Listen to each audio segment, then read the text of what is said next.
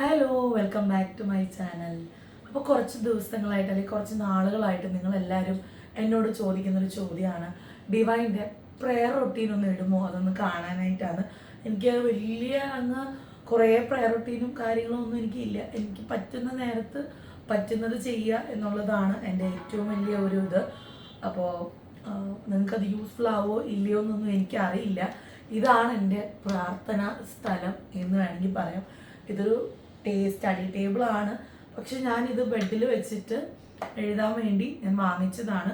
കാരണം നിങ്ങൾക്ക് എല്ലാവർക്കും അറിയില്ല, എൻ്റെ ഒരു ഉച്ച സമയം എന്ന് പറയുന്നത് ഈ റൂമിൻ്റെ ഉള്ളിലാണ് എൻ്റെ ഒരു ലോകം എന്ന് പറയുന്നത്. ചാക്കു ഉറങ്ങും, തൂമ അപ്പുറത്ത് കിടന്നോളും, അല്ലെങ്കിൽ തൂമ എൻ്റെ ഈ സൈഡിൽ കിടക്കും, അങ്ങനെയൊക്കെയാണ്. അപ്പം ഞാൻ ഉച്ചയ്ക്ക് എന്താ ചെയ്യാന്ന് വെച്ചാൽ, നിങ്ങൾക്ക് അറിയാവുന്ന പോലെ പല ടൈമിലും എൻ്റെ മൈൻഡ് ഡിസ്റ്റർബ്ഡ് ആവും. ഞാൻ പറഞ്ഞില്ലേ, സ്ട്രെസ്സ് കൂടുമ്പോൾ ഞാൻ ഭയങ്കര ഡിസ്റ്റർബ്ഡ് ആവും, എൻ്റെ മൈൻഡിനെ വല്ലാണ്ട് ബാധിക്കാറുണ്ട്.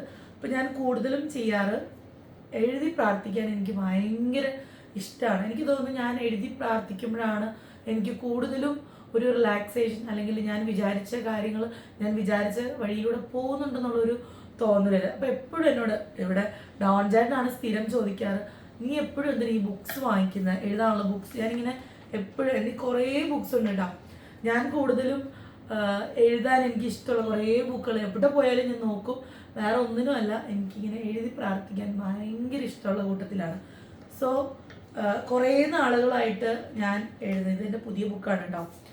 ഒട്ടും ഒഴിവാക്കാൻ പറ്റാത്തൊരു പ്രാർത്ഥനയാണ് എനിക്ക് കുരുക്കഴിക്കുന്ന മാതാവിൻ്റെ പ്രാർത്ഥന. അത് ചൊല്ലാറുമുണ്ട്, ഈവൻ ഞാൻ എഴുതാറുമുണ്ട്. ഞാൻ ഡെയിലി ഒരു പ്രാവശ്യമെങ്കിലും അത് എഴുതി, എന്ത് തിരക്കുണ്ടെങ്കിലും ഒരു പ്രാവശ്യം അത് ഞാൻ എഴുതിയിരിക്കും. അങ്ങനെ എഴുതിയിട്ടുള്ളതാണ് കേട്ടോ ഈ കാണുന്നതൊക്കെ. അപ്പം ഞാനിന്ന് എഴുതി തുടങ്ങിയതാണ്. ഞങ്ങൾ പുറത്ത് പോകാൻ റെഡി ആയിട്ട് ഇരിക്കുകയാണ്. സോ അവർ റെഡി ആയിട്ടില്ല. അപ്പോൾ ആ ഒരു ഗ്യാപ്പിൽ എൻ്റെ കാര്യം എനിക്കിത് എഴുതി തീർത്തില്ലെങ്കിൽ, ഇന്ന് എഴുതിയിട്ടില്ലെങ്കിൽ എനിക്ക് ഒരു സ്വസ്ഥത ഉണ്ടാവില്ല. കണ്ടിന്യൂസ് ആയിട്ട് ഇതിപ്പോൾ ജൂലൈ മന്തിലെയാണ് കേട്ടോ, അല്ല ജൂൺ തൊട്ടുള്ളതാണ്. ഞാൻ കണ്ടിന്യൂസ് ആയിട്ട് എഴുതും. ഇത് ഉച്ച സമയത്താണ് ഞാൻ ചെയ്യാറ്. അഥവാ ഉച്ച സമയത്ത് എനിക്ക് ഒട്ടും പറ്റിയില്ല, പാലക്കാടും ഒക്കെ ഉണ്ടായിരുന്നെങ്കിൽ ഞാനത് രാത്രി എഴുതിയിട്ട് ഞാൻ കിടക്കുകയുള്ളൂ. പിന്നെ ഞാൻ ഒരു വചനം എഴുതുന്നതാണ്. അത് പണ്ട് തൊട്ടേ ഉള്ളൊരു ശീലമാണ്. ഇവിടെ നിങ്ങൾക്ക് എല്ലാവർക്കും ലൂക്കയുടെ സുവിശേഷത്തിൽ ഒരു വാക്ക് എഴുതും, മനുഷ്യർക്ക് അസാധ്യമായത് ദൈവത്തിന് സാധ്യമാണ് എന്നുള്ള പറഞ്ഞൊരു വാക്യം എഴുതും ഞാൻ. അതെന്നെ എനിക്ക് എന്തെങ്കിലും ഒരു ബുദ്ധിമുട്ട് തോന്നി തുടങ്ങിയ 1000 പ്രാവശ്യം അത് എഴുതി തീർക്കുക എന്നുള്ളത് എൻ്റെ ഒരു വിശ്വാസമാണത്. നിങ്ങൾക്ക് എത്രത്തോളം പ്രാക്ടിക്കൽ ആവും എന്നൊന്നും എനിക്കറിയില്ല. എൻ്റെ വിശ്വാസം അതാണ്. പിന്നെ മുടങ്ങാതെ ചെയ്യുന്നൊരു കാര്യമാണ് ഡെയിലി ലുത്തീനിയ ഞാൻ കേൾക്കും. അതെൻ്റെ ഡെലിവറി ജേർണിയിൽ ഞാൻ കുറേ പ്രാവശ്യം ഞാൻ ചാക്കോച്ചൻ്റെ ഡെലിവറി ജേർണിയിൽ ഞാൻ പറഞ്ഞിട്ടുണ്ട്. ഞാൻ ദിവസവും മുടങ്ങാതെ കേൾക്കുന്ന ഒരു കാര്യമാണ് ലുത്തീനിയ. അതെനിക്ക് ഒട്ടും കഴിച്ചുകൂടാൻ പറ്റാത്തൊരു കാര്യമാണ്. ഇവനൊന്നും പറ്റിയില്ലെങ്കിൽ അടുക്കളയിൽ നിൽക്കുമ്പോൾ പോയാലും ഞാനത് കേൾക്കും. മാക്സിമം അടുക്കളയിൽ കേൾക്കാണ്ടിരിക്കാൻ ശ്രമിക്കും. കാരണം സമാധാനമായിട്ട് ഒന്നെങ്കിൽ ഇത് എഴുതുമ്പം ബാക്കിൽ വെക്കും, ഇല്ലെങ്കിൽ ഇതെല്ലാം എഴുതി കഴിഞ്ഞ് ടൈം ഉണ്ടെങ്കിൽ സ്വസ്ഥമായിട്ട് അതവിടെ വെച്ചൊരു 10 മിനിറ്റിന് ഒരു ലുത്തീനിയ സ്ഥിരം ഞാൻ കാണുന്നൊരു വീഡിയോ ഉണ്ട്. ഞാൻ ലുത്തീനിയ എല്ലാവർക്കും അറിയാമായിരിക്കുമല്ലോ. പിന്നെ ഇതൊരു കുടുംബ പ്രാർത്ഥനയുടെ പുസ്തകമാണ്. ഇത് നമ്മുടെ റിജോ ചേട്ടനെ എല്ലാവർക്കും അറിയാമായിരിക്കും. റിജോ ചേട്ടൻ്റെ വൈഫ് ജിപ്സി ചേച്ചിയുടെ അമ്മ മരിച്ചപ്പം ഇവിടെ തൃശ്ശൂർ കണ്ടുവരുന്നൊരു സംഭവമാണ്. 7-ൻ്റെ അന്ന് 41-ൻ്റെ അന്നൊക്കെ നമ്മൾ പോകുമ്പോൾ അവരുടെ ഓർമ്മയ്ക്കായിട്ട് നമുക്കൊരു എന്തെങ്കിലുമൊക്കെ തരും. കൂടുതലും പ്രാർത്ഥനാ ബുക്കാണ് തരിക. അപ്പം ജാൻസി ആൻറ്റിയുടെ ഫോട്ടോ വെച്ചിട്ടുള്ളൊരു പ്രാർത്ഥനാ ബുക്കുണ്ട്. ഇത് കിട്ടിയ പിന്നെ എൻ്റെ ഒരു ഫ്രണ്ട് ഈ ഒരു ബുക്ക് തന്നെയാണ്. അപ്പം ഡെയിലി എടുക്കുമ്പോൾ ഓർക്കുന്നൊരു മുഖം ജാൻസി ആൻറ്റിയുടെയാണ് കേട്ടോ. അപ്പം അത് ഈ പ്രാർത്ഥന ബുക്ക് എനിക്ക് ഭയങ്കര ഇഷ്ടമാണ് കേട്ടോ. ഭയങ്കര ഹാൻഡിൽ ചെയ്യാൻ ഭയങ്കര എളുപ്പമാണ്. പിന്നെ ഇതിൽ ഞാൻ ഒഴിച്ചുകൂടാത്തൊരു സംഭവം ചൊല്ലുന്നതാണ് കരുണയുടെ ജപമാല. ഒന്നെങ്കിൽ ചൊല്ലും, അല്ലെങ്കിൽ ഫോണിൽ വെച്ച് കേൾക്കും. അതൊക്കെയാണ്. നിങ്ങൾക്ക് എൻ്റെ ഒരു ടൈറ്റ് ഷെഡ്യൂൾ അറിയാമല്ലോ. അപ്പോൾ അതിൻ്റെ ഇടയിൽ ചെയ്യാൻ പറ്റുന്ന കുറച്ച് കാര്യങ്ങളിൽ ഒന്നാണ് ഇതൊക്കെ. പിന്നെ ഞാൻ പറഞ്ഞു കരുണയുടെ ജപമാല ചൊല്ലും. പിന്നെ ഒഴിച്ചുകൂടാൻ പറ്റാത്തൊരു സംഭവമാണ് കുടുംബ പ്രാർത്ഥന ചൊല്ലും. നമ്മുടെ പരിശുദ്ധാത്മാവ് കുടുംബ പ്രാർത്ഥന ചൊല്ലും. പിന്നെന്താണ്, പിന്നെ കൊന്ത അങ്ങനെ കണ്ടിന്യൂസ് ആയിട്ട് ഞാൻ ഡെയിലി ബേസിസിൽ ചൊല്ലാറില്ല. കുടുംബ പ്രാർത്ഥനയാണ് കേട്ടോ, കുടുംബ പ്രതിഷ്ഠയാണ് ഞാൻ ഉദ്ദേശിച്ചത്. അവിടെ എഴുതിയിരുന്ന കുടുംബ പ്രാർത്ഥന പോയി. പിന്നെ സങ്കീർത്തനം 91 അതെനിക്ക് ഒട്ടും ഒഴിച്ചുകൂടാൻ പറ്റില്ല. ഇതൊക്കെ ഞാൻ ഫോണിലാണ് കേട്ടോ കേൾക്കുക. 91 121 എനിക്ക് ഒട്ടും ഒഴിച്ചുകൂടാൻ പറ്റില്ല എൻ്റെ ലൈഫിൽ. അത് കേൾക്കും. പിന്നെ ഈ പറഞ്ഞ പോലെ കുടുംബ പ്രാർത്ഥന ചൊല്ലും. കുടുംബ പ്രതിഷ്ഠയാണ് കേട്ടോ. കുടുംബ പ്രതിഷ്ഠ ഞാൻ ഒട്ടും മുടക്കില്ല. കുടുംബ പ്രാർത്ഥന ഈ പറയുന്ന പോലെ നമ്മൾ കോമൺ ആയിട്ടുള്ളത് കൊണ്ട്, അല്ലാണ്ട് എനിക്കിപ്പം കുറച്ചധികം ലാവിഷായിട്ട് ടൈം ഉണ്ടെങ്കിൽ അത് ചൊല്ലും. അല്ലെങ്കിൽ കുടുംബ പ്രതിഷ്ഠയാണ് കേട്ടോ ചൊല്ലുക. ഈശോയുടെ തിരുഹൃദയം ചൊല്ലി പ്രാർത്ഥിക്കും. മരിച്ചവർക്ക് വേണ്ടി പ്രാർത്ഥിക്കാറുണ്ട്. അത് കണ്ടിന്യൂസ് ആയിട്ട് ഞാൻ പ്രാർത്ഥിക്കാറില്ല കേട്ടോ. ഞാൻ പറയുമ്പം ഉള്ളത് പറയാമല്ലോ. ഡെയിലി ബേസിസിൽ നമ്മൾ സാധാരണ കൊന്തയിൽ മരിച്ചവർക്കുള്ള പ്രാർത്ഥന ഉള്ളതാണെങ്കിലും ഒരു ഡെയിലി ബേസിസിൽ ഞാൻ ചൊല്ലാറില്ല. പിന്നെ വെള്ളിയാഴ്ച ഞാൻ മസ്റ്റായിട്ടും മരിച്ചവർക്ക് വേണ്ടി പ്രാർത്ഥിക്കാറുണ്ട്. ഞാൻ പിന്നെയും പറയുന്നു, ഇത് എൻ്റേതായ രീതിയാണ്, ഞാൻ പ്രാർത്ഥിക്കുന്ന രീതിയാണ്. ഇതിൽ ഒരു എന്താ പറയുന്നത്, അങ്ങനെയല്ല ഡിവൈൻ, ഇങ്ങനെയല്ല അങ്ങനെയല്ല. ഞാൻ എൻ്റെ ഒരു ടൈം, ഞാനിപ്പോൾ പോണ ഒരു ലൈഫ് സ്റ്റൈലിൽ എനിക്ക് പറ്റാവുന്നതേ എനിക്ക് ചെയ്യാൻ പറ്റുള്ളൂ. പിന്നെ വേറൊന്നും അങ്ങനെ മറ്റേ എത്രയും ദേവ മാതാവ് ചൊല്ലുക അങ്ങനെയൊക്കെ കാര്യങ്ങൾ ഞാൻ ഇപ്പോൾ ചെയ്യാറുള്ളൂ. പിന്നെ ഏറ്റവും രഹസ്യമായിട്ട് പ്രാർത്ഥിക്കുന്ന ഒരാളാണ് നമ്മുടെ ഉറങ്ങുന്ന ഔസേപ്പിതാവിനോടുള്ളത്. പ്രാർത്ഥന ചൊല്ലും. എന്നിട്ട് എനിക്ക് എന്തെങ്കിലും ഉണ്ടെങ്കിൽ ഇവിടെ നമ്മൾ ഒരു രൂപം ഞാൻ വാങ്ങിച്ചു വെച്ചിട്ടുണ്ട്. അതിൻ്റെ അടിയിൽ രഹസ്യമായിട്ട് എഴുതി വെക്കുക. അതൊക്കെയാണ് ഉറങ്ങുന്ന ഔസേപ്പിതാവിൻ്റെ ഒരു നമ്മൾ ചെയ്യുന്ന കാര്യങ്ങൾ. പ്രാർത്ഥന ചൊല്ലും. ഇത് കുറച്ചുകൂടെ വലുതായിട്ട് നിർത്തി ചൊല്ലാൻ എനിക്ക് ഭയങ്കര ഇഷ്ടമാണ് കേട്ടോ.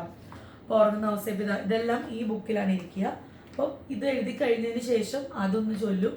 ഇത് കുരുക്കഴിക്കുന്ന മാതാവിനോടുള്ള പ്രാർത്ഥന ഡെയിലി അത് മസ്റ്റായിട്ടുള്ള കാര്യമാണ്. ഒരു പ്രാവശ്യം എഴുതും, പറ്റുന്നവർക്ക് ചൊല്ലുകയും ചെയ്യും കേട്ടോ.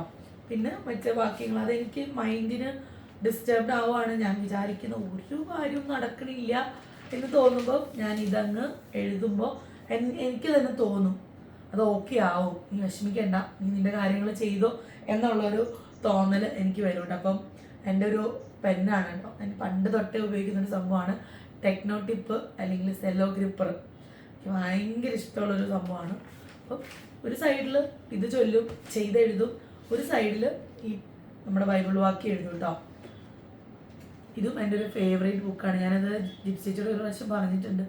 എന്തോ ഒരു തേജസ്സും ഒക്കെ നമുക്ക് ഈ ബുക്ക് തുറക്കുമ്പോൾ നമുക്കൊരു റിലാക്സേഷൻ. നിനക്കത് ഞാൻ ബിൽഡപ്പ് ചെയ്ത് പറയുന്നൊന്നുമല്ല. ആൻറ്റീനെ കാണുമ്പോൾ ഡെയിലി ആൻറ്റീനെ കാണുന്നുണ്ട്, അപ്പോൾ ആൻറ്റീനെ ഒന്ന് കുറച്ച് നേരം നോക്കും. പിന്നെ പ്രാർത്ഥനകൾ ചൊല്ലും. ഒരു പ്രാവശ്യം ഞാൻ ജിപ്സിച്ചോട് പറഞ്ഞിട്ടുള്ളൂ, എനിക്ക് ഈ ബുക്ക് ഭയങ്കര ഇഷ്ടമായി. ഈ ഒരു കുടുംബ പ്രാർത്ഥനയുടെ ബുക്ക് ഭയങ്കര ഇഷ്ടമായി. മമ്മിയുടെ വീഡിയോയിൽ നിങ്ങൾ ജാൻസിയുടെ ഫോട്ടോ കണ്ടിട്ടുണ്ടാവും. ഭയങ്കര ഒരു ഡിവൈൻലി ഫീലുള്ള ഒരു ബുക്കാണിത്. എൻ്റെ ഒരു പ്രയർ റുട്ടീൻ എന്ന് പറയുന്നത് ഇതാണ് കേട്ടോ. ബൈബിള് ഞാൻ ഒരു അധ്യായം ഒരു ദിവസം വായിക്കുക. അതല്ലാണ്ട് സ്ഥിരം കേൾക്കുന്നത് നമ്മുടെ സങ്കീർത്തനം 91, സങ്കീർത്തനം 121. ഇത് രണ്ടും മസ്റ്റായിട്ട് ഞാൻ കേൾക്കും.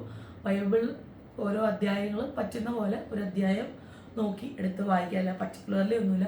വീട്ടിലായിരുന്നപ്പോൾ നമുക്ക് പള്ളിയിലെ കലണ്ടർ കിട്ടുമ്പോൾ ഇന്ന ദിവസം ഇന്നതാന്ന് പറഞ്ഞിട്ട് മൺറാട് അങ്ങനെയായിരുന്നു കേട്ടോ.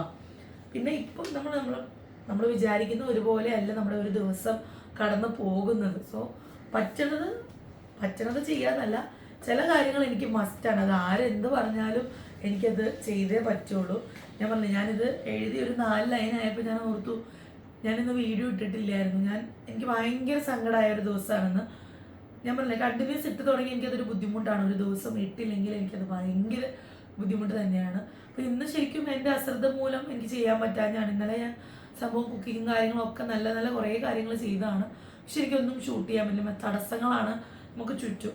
അപ്പോൾ ഞാനിത് എഴുതിക്കൊണ്ടിരുന്നപ്പം ഞാനിങ്ങനെ ഈ ഫോട്ടോയിൽ നോക്കി ഇന്ന് എന്തായിരിക്കും എനിക്ക് ഇടാൻ പറ്റാതിരുന്നത് എന്നുള്ളൊരു തോന്നൽ വന്നു കേട്ടോ. ഞാൻ ഓർത്ത് എന്തുകൊണ്ട് എനിക്ക് ഇതിനെക്കുറിച്ച് പറഞ്ഞുകൂടാ. കാരണം കുറേ പേര് റിക്വസ്റ്റ് ചെയ്യുന്നൊരു കാര്യമാണ് എൻ്റെ പ്രെയർ റൂട്ടീൻ എന്ന് പറയുന്നത്. എൻ്റെ ഒരു ഇപ്പോഴത്തെ ഒരു സക്സസ്, പണ്ട് ഞാൻ പല കാര്യങ്ങളും ജീവിതത്തിൽ ഉഴപ്പിയിട്ടുള്ള ഒരാളാണ്. പ്രത്യേകിച്ച് പ്രാർത്ഥനാ കാര്യങ്ങളിലൊക്കെ ഒരുപാട് ഉഴപ്പിയ ഒരു സമയം ഉണ്ടായിരുന്നു. എന്ന് വെച്ച് അങ്ങ് ആദ്യം മുതലല്ല, ഒരു പീക്ക് ഓഫ് ടൈമിൽ ശരിക്കും ഉഴപ്പിയിട്ടുണ്ടായിരുന്നു. അതൊക്കെ വിട്ട് ബാക്ക് ടു എൻ്റെ ലൈഫ് സ്റ്റൈലിൽ എനിക്ക് ഉൾപ്പെടുത്താൻ പറ്റിയ കുറേ കാര്യങ്ങൾ ഞാൻ ഉൾപ്പെടുത്തിയിട്ടുണ്ട്. അങ്ങനെയൊക്കെയാണ് ഞാനിപ്പോൾ ചെയ്യാറ്. എൻ്റെ ഒരു പീസ് ഓഫ് മൈൻഡിന് വേണ്ടി ചെയ്യുന്ന കുറച്ച് കാര്യങ്ങളാണ് ഇതൊക്കെ. അത് ഓരോരുത്തർക്കും ഓരോ രീതിയിലാണ്, നമുക്കൊന്നും ചെയ്യാൻ പറ്റില്ല. സോ നിങ്ങൾക്കിത് ഹെൽപ്ഫുൾ ആവും, അല്ലെങ്കിൽ നിങ്ങൾക്കിത് ഇഷ്ടമാവും. ഇതൊന്നും നിങ്ങൾ ചെയ്യണമെന്നൊന്നും ഞാൻ പറയില്ല. ഞാൻ ചെയ്യണ കാര്യം കാണണം എന്ന് പറഞ്ഞത് കൊണ്ട് ഞാൻ കാണിച്ചതാണ്. പിന്നെ ഇതിൻ്റെയൊക്കെ കൂടെയാണ് ഞാൻ ഡ്രീം കളക്ഷൻ്റെയും ഇപ്പം നമ്മുടെ DD കളക്ഷൻ്റെയും കണക്കുകൾ എഴുതി വെക്കുക, എൻ്റെ ചിലവ് കാര്യങ്ങൾ എഴുതി വെക്കുക. വരവായാലും ചിലവായാലും നമ്മൾ അറിഞ്ഞിരിക്കണമെന്ന് അമ്മ എപ്പോഴും പണ്ട് തൊട്ടേ എന്നോട് പറയുമായിരുന്നു. ഇവിടെ വന്നപ്പോൾ മമ്മിയും പറയൂട്ടെ, എൻ്റെ അമ്മേനെ കൂട്ടി തന്നെയാണ് കണക്കെഴുതുന്ന കാര്യത്തിൽ മമ്മി അങ്ങോട്ടെടുത്തു ഇങ്ങോട്ടെടുത്തു അങ്ങോട്ട് വെച്ചു, ഇതൊക്കെ എൻ്റെ അമ്മയും ചെയ്യാറുണ്ട്. സോ അത് ഭയങ്കര ഹാപ്പി ആയിട്ടുള്ളൊരു കാര്യമാണ്. ഇതും ഈ ഒരു ടേബിളും എൻ്റെ ഒരു ലോഗമാണ് കേട്ടോ. അപ്പോൾ അത്രയ്ക്കുള്ളൂ ഇന്നത്തെ കാര്യങ്ങൾ. നിങ്ങൾക്ക് ഇഷ്ടമായെന്ന് കരുതുന്നു.